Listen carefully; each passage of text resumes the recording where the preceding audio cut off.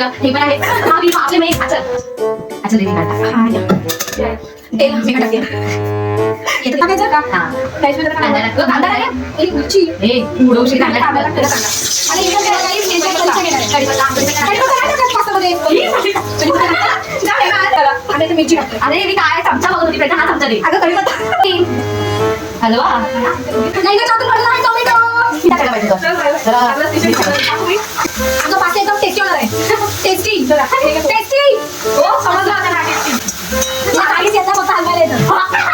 कढई चमचा. गेला नाही मास्क कर. मला काय पण दिसते तू आलीस.